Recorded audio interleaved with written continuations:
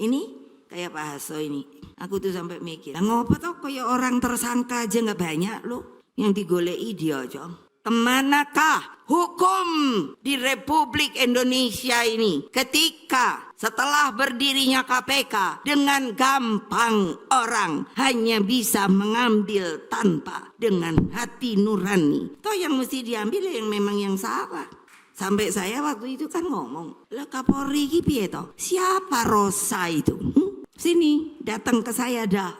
Jangan pengecut, saya nggak tahan juga loh airnya. Masa sih yang lain nggak dibegitukan? Hanya kita aja digebak-gebuk dengan cara sepertinya ini adalah sebuah yang sah.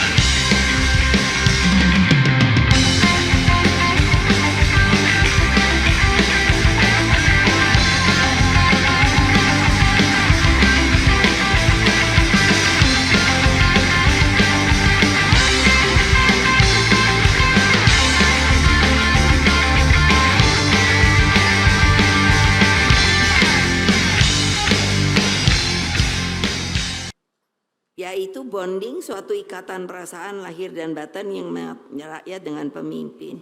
Bonding menggambarkan ikatan senasib sepenanggungan.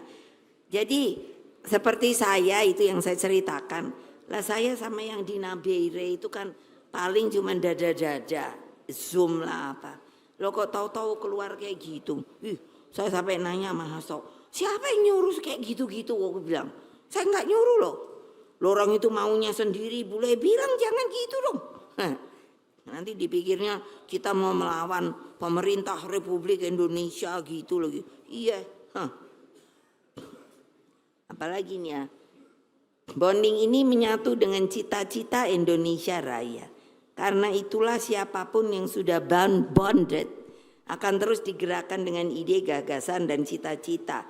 Bahkan siap berkorban demi cita-cita itu. Nah, sebagai yang saya contohkan, orang yang dihukum gantung itu, saya nggak bisa membayangkan perasaannya itu dengan tertawa. Karena bilang itu kepada Bung Karno, gila nggak? Mereka yang bonded juga memiliki inisiatif dan prakasa baru untuk terus berjuang hingga tercapailah seluruh cita-cita bangsa.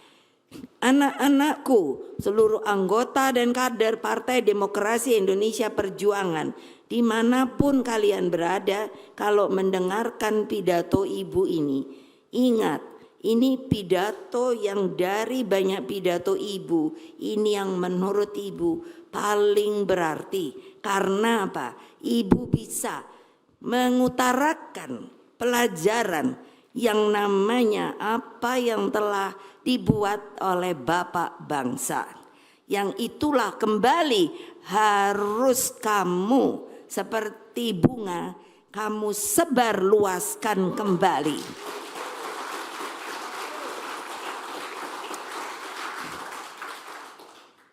Loh kalau saya kan ditanya bisa jawab. Maksudnya kenapa? Loh saya memang anaknya Bung Karno. Pernah kan juga permulaan dulu, ya terang aja ibu anaknya Bung Karno. Emangnya saya anaknya si Badu? Gitu aja aku menang. Loh tapi kan kalian tuh maksudnya secara tadi intelektual itu bukan berarti harus bergelar loh. Dia harus bisa menangkap hal-hal yang bagus yang bisa ditularkan kepada manusia lainnya. Itu tidak harus selalu itu bangsa Indonesia. Orang luar saja boleh. Lah saya ini apa toh? Lah saya nanti akan diberi oleh Saudi Arabia, oleh universitas yang namanya punya perempuan. Mungkin punya keluarga kerajaan. Jadi Princess Nora University jumlahnya itu nggak ada mahasiswa, yang ada mahasiswi 60.000 orang. Wah, aku udah bangga banget dah. Lah, karena saya nanya, kenapa saya yang disuruh kuliah ini? Karena banyak mereka bertanya, saya adalah termasuk perempuan yang memberi inspiring. Ayo para perempuan Indonesia, mau jadi kayak aku ngono ku lho. Ngopo tuh? Bisa, asal kalian mau bisa. Buktinya saya. Tapi kan ibu nggak dibuat-buat, karena ibu selalu memegang obor, sambil berbicara bilang apa? Demi Allah, gitu kan? Satyam Eva Jayate. Karena lah buktinya mau dikelukke, dikalahkan, nggak bisa.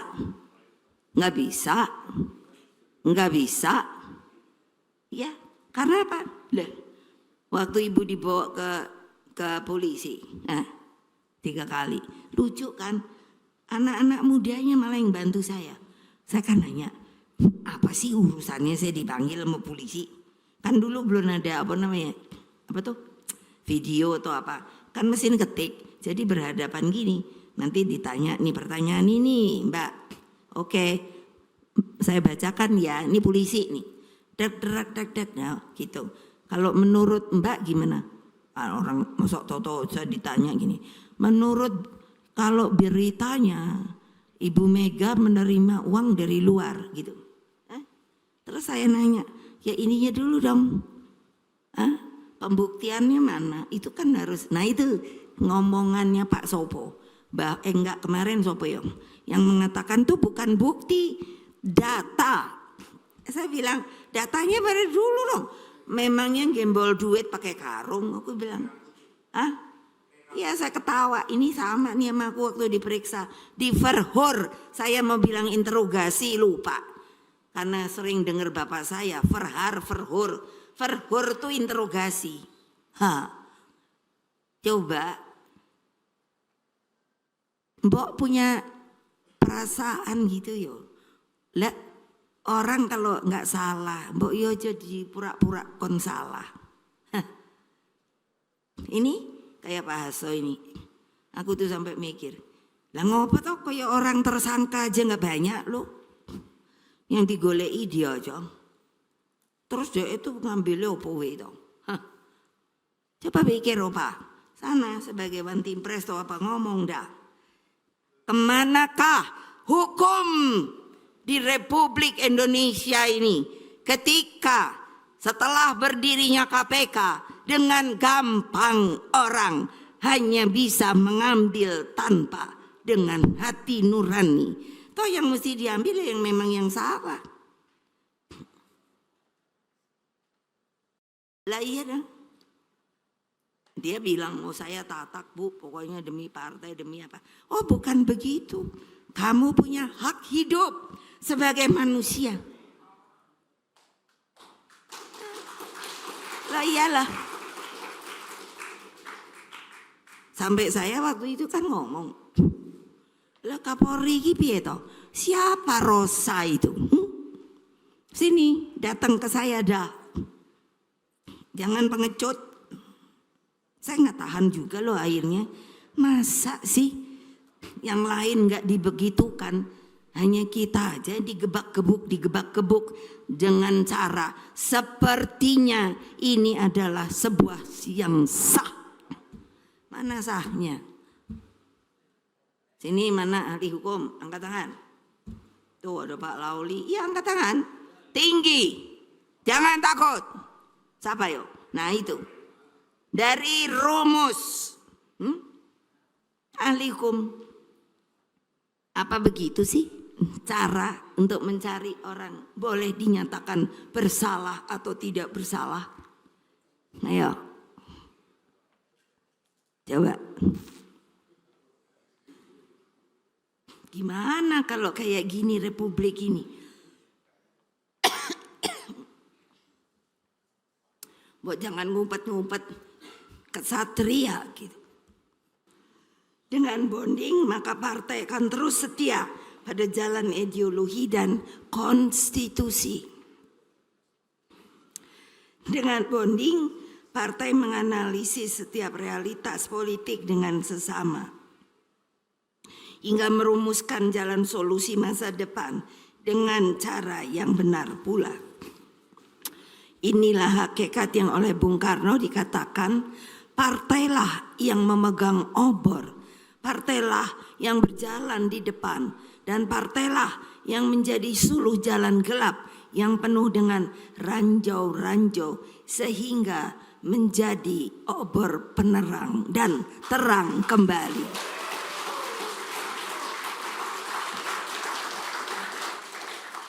Ya jangan ditepoki bae lah, dilakoni Pak Kidi. Aku tuh sampai bilang gini, dulu waktu Pak Ahok mau dimasukin kemana ya, Cipinang ya. Ya aku kan nanya, Cipinang itu muat apa enggak ya? Bu itu udah penuh banget katanya. Terus si Ahok itu mau dimasukin ke sono. Wah, satu hari aja dianya udah babak belur, aku bilang. Ini benar loh.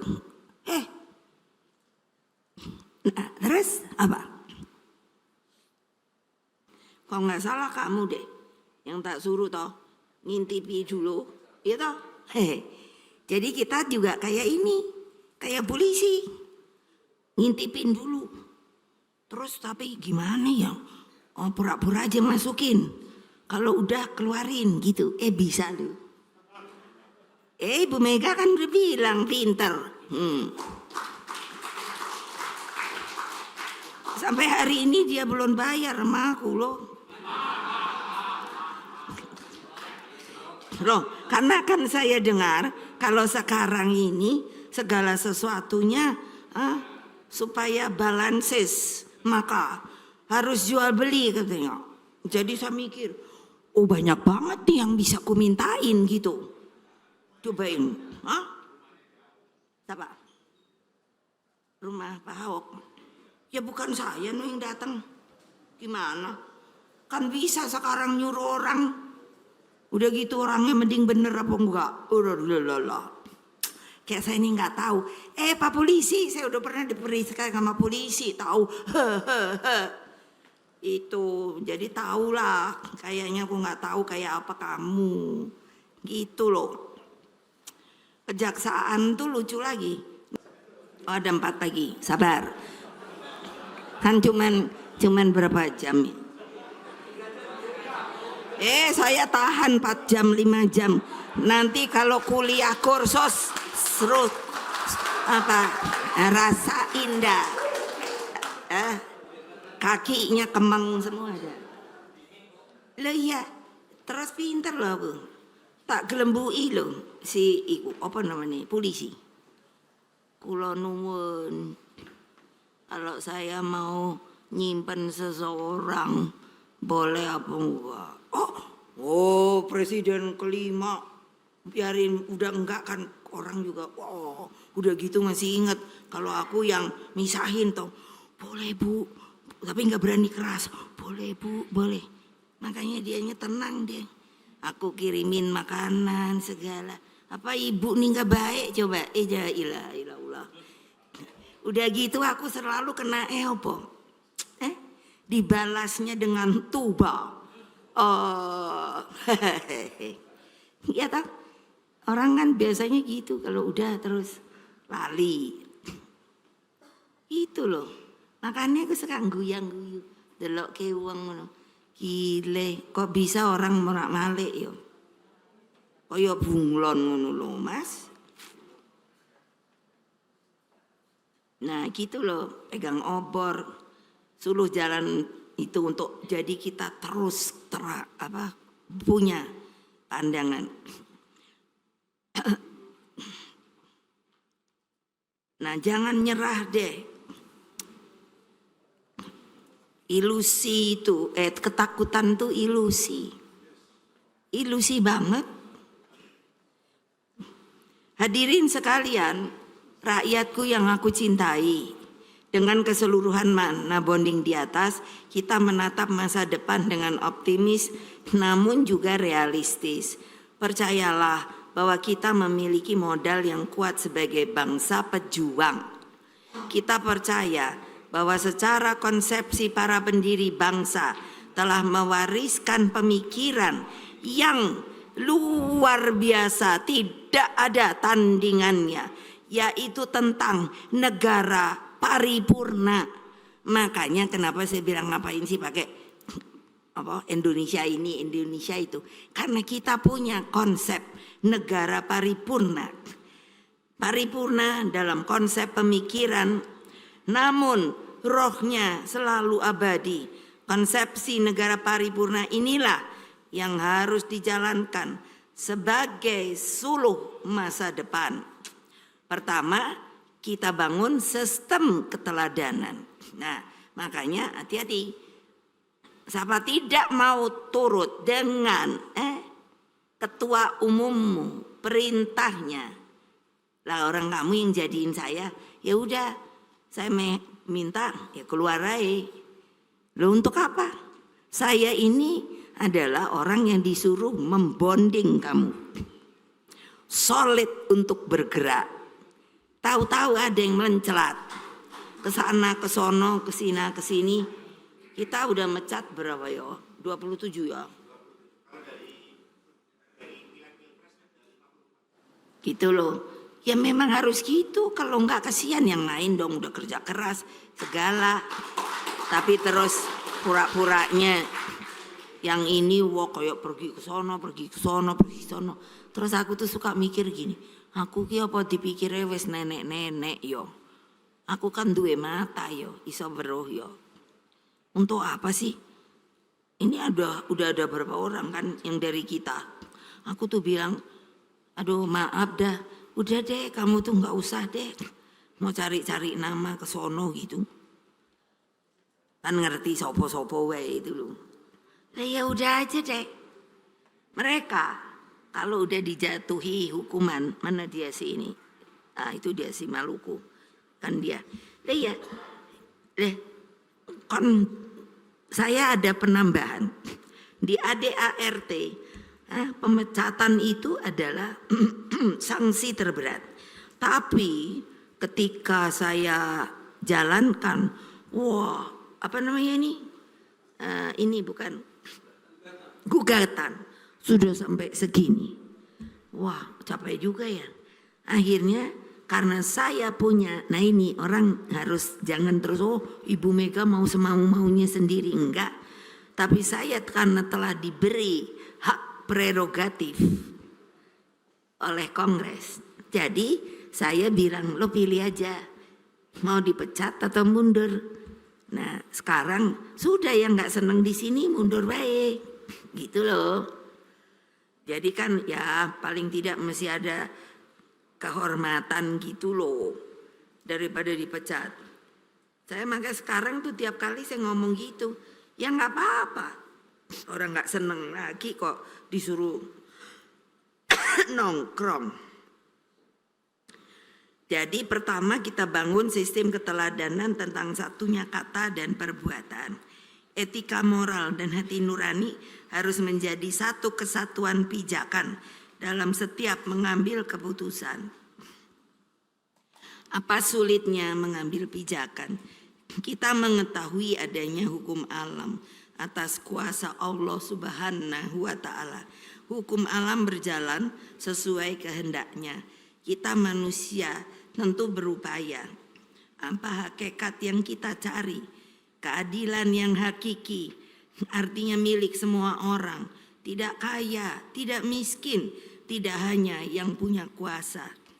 Sebab semua memiliki hak yang sama untuk mendapatkan keadilan di atas kebenaran. Itu makanya saya ngomong soal kasus Yosua. Apa yang sering terjadi adalah ketidakadilan ekstrim. Kedua, Pancasila harus dimaknakan secara progresif untuk mengubah nasib rakyat yang masih terbelenggu kemiskinan, kebodohan, dan ketidakadilan. Di dalam Pancasila terkandung spirit pembebasan pada rakyat marhain. Ini juga banyak orang yang tidak mengerti. Ketika kalau saya mengucapkan marhain, saya langsung dicap katanya komunis. Nah, itu bodohnya orang yang asal ngomong. Marhain itu adalah seorang petani, Bapak Marhain. Adanya di desa apa di Bandung. Ketika Bung Karno bertemu dengan petani dia, pertanyaannya adalah begini. Bahasa Sunda, tapi saya bahasa Indonesia. Kerjamu apa Bapak? Petani. Ini tanahmu, sawahmu, iya. Itu cangkulmu, aritmu, korek-koreknya apa itu? Iya. Itu adalah benihmu? Iya.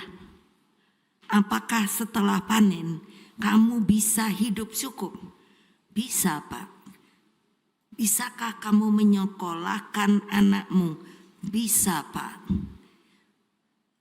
Itu Bung Karno cerita sama saya loh.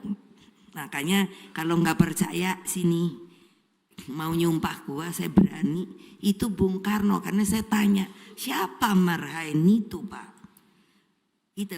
Nah terus apa? Hanya Bapak. Nah ini ngomongan dia.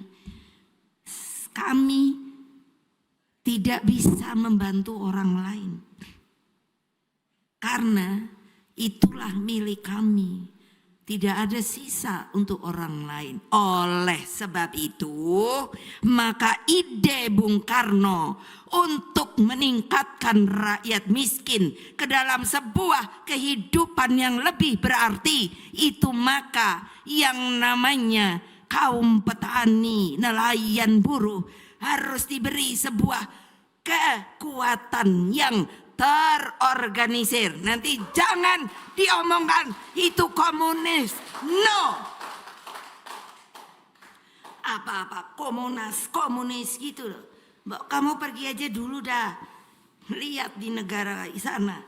Saya bertemu sama Deng Xiaoping. Dia di Tiongkok disebut adalah apa? Bapak Reformasi Tiongkok. Saya tanya belak-belakan. Why? Eksselensi, kamu dibilang kok menjadi Bapak Reformasi Tiongkok. Betul. Apakah eksselensi akan juga saya waktu ke Beijing juga akan masuk ke mausoleum tempatnya Mao Zedong? No. He is the only one. Gitu. Nah, terus apa? Lah kamu kenapa merubahnya apa? Bukankah partaimu partai komunis? Yes, Mega. Saya dipanggil Mega. Tetapi intinya sudah tidak lagi. Karena kalau dipakai itu terus, kita tidak bisa melakukan sebuah langkah memodernisasi yang namanya China. Yo, kalau nggak percaya, betul apa enggak? Nah, lihatlah China sekarang. Kemarin saya ke Hong Kong. Hong Kong yang sebelum masih dipakai dengan Inggris, morat marit. Setelah udah berada di tangannya RRC, beda, bersih. Orangnya lebih sopan santun dan lain sebagainya. Apa sih kalau saya cerita gini? Jangan langsung ditembak, dak, gitu. Kayak kamu tuh udah lebih pintar dari saya. Please, jangan. Kenapa? Kalau kamu nggak mau dengerin aja. Nggak usah kalau kamu nggak mau membuktikan atau menjalankan. Dengarkan lalu berpikir dengan jernih. Karena bukan buat kamu loh. Kamu punya anak, kamu punya cucu. Saya punya cicit. Saya nggak mau cicit saya sengsara. Saya mau dia harus lebih dari saya. Lalu saya berdialog, bisakah? Bisa. saya coba dengan Mbak Risma, Menteri Sosialnya. Kalau ada orang miskin ada apa, tanya dia, Mbak ada orang ini ambil Mbak, ambil. Suruh diurus. Why kita nggak bisa? Orang akan bilang Ibu Mega kan kaya raya, bla bla bla bla bla. Tahukah berapa banyak anak yang dari SD saya sekolahan? Mungkin sekarang udah jumlahnya 2000-an dan lain sebagainya. Saya sudah lupa. Bukan untuk menyombongkan, itu bagian dari Pancasila. Apa? Peri kemanusiaan dan peri keadilan. Mengapa sih? Apa dipikir saya nggak kenal orang waktu dipanggil polisi? Saya tuh ditanya lucu satu pertanyaan yang membuat saya marah. Apa? Ibu kenalkah dengan naga hijau dan naga merah? Aku kan bingung kok naga. Aku bilang aku udah kesel. Aku naik kesel maju. Bapak-bapak yang periksa saya. Saya mau tanya dulu. Bapak kenal nggak sama naga?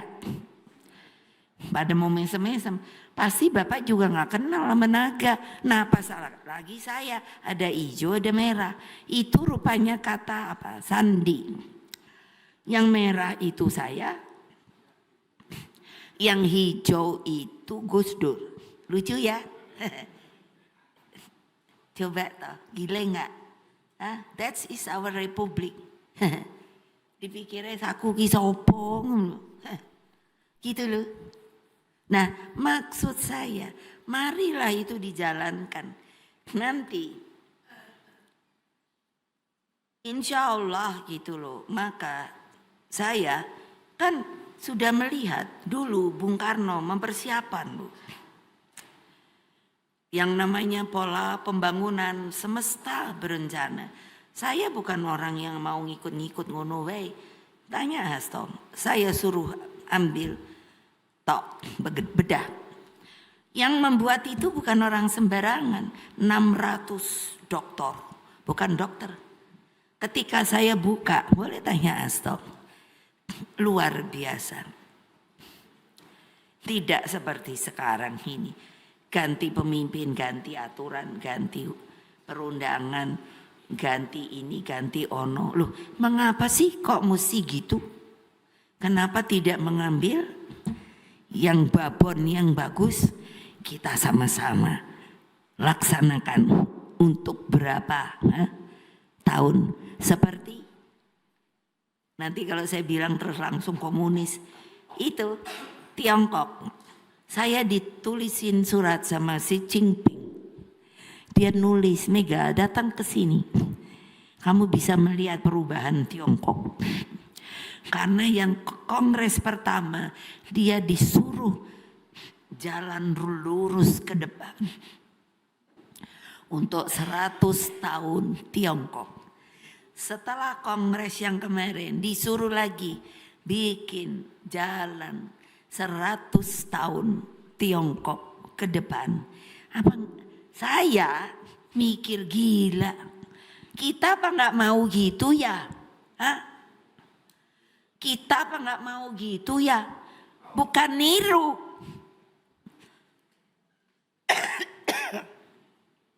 Kita ambil yang baik. Kita ambil yang baik. Pertanian. Nah, saya dikirimi ini keluhan. Ibu kenapa pupuk harganya mahal? Lah saya ya bilang aku bukannya lagi menteri, bukannya lagi presiden. Ya tapi kan ibu bisa ngomong, ibu kan pernah ngajari kami ketika banyak ingat waktu dari DPR. Kok sekarang malah pupuk cair itu dioplos untuk dikurangi. Bilang mereka, ibu kalau nanam pakai iku, kan dulu ibu ngajari, mesti dilihat tulisannya. Iya, saya ajari gitu waktu di komisi. Itu harus segini, jangan kamu banyak-banyak nanti malah mati. Itu belum pakai banyak, Bu. Baru ukurannya. Tapi kok mati? Mateng, aku bilang pasti dioplos. Ayo anggota DPR, hanya mau nyari duit aja. Cobalah lihat, turunlah ke akar rumput. Lihat kayak apa mereka. Lihat sekarang harga-harga di lapangan, terus kayak apa. Lah saya bilang kan, loh, Mas Bowo, iki aku tak ngomong yo, rungokke. Pak Prabowo nih, orang mikir saya sama dia itu, wah kayaknya musuhan atau apa? Enggak.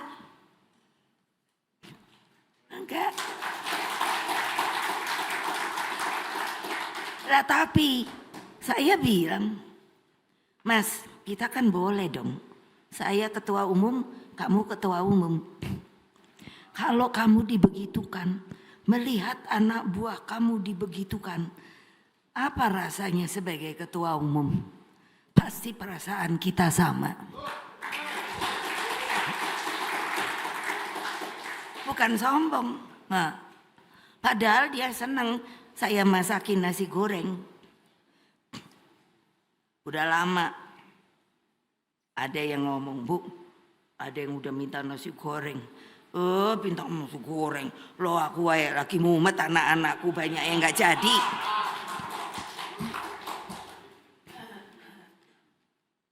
Begitu loh. Loh memangnya gak boleh? Ya boleh lah. Tapi kan prinsip, Mas, bene wae aku nang kene wae, situ sono rame-rame. Apa aku ngerusui situ kan ya enggak toh. Kalau aku perlu situ kan ya enggak perlu ketemu toh. Aku bisa kok ngirim orang.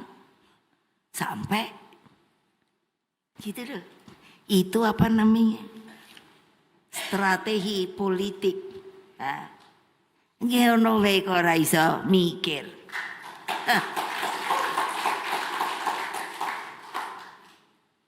Nah gitu, makanya aku baca gini-gini supaya pada insaf. Yaitu mana keadilan yang hakiki. Itu tidak hanya yang punya kuasa, sebab semua memiliki hak yang sama untuk mendapatkan keadilan di atas kebenaran. Kan apa ya bahasa Jawa itu nek, ada deh saya suka lupa. Apa kalau kamu dipukul, itu rasanya kita juga dipukul apa guna namanya yo. Ada deh. Iya dong, ada toh. Nah itu kan, itu yang saya bilang. Kita sama-sama ketua umum gitu. Lah masa terus kayak beda. Saya melindungi anak-anak saya loh. Yang saya tahu, saya yakin seharusnya dia menang. Tapi karena TSM, tolong ya Pak Polisi dengerin. TSM.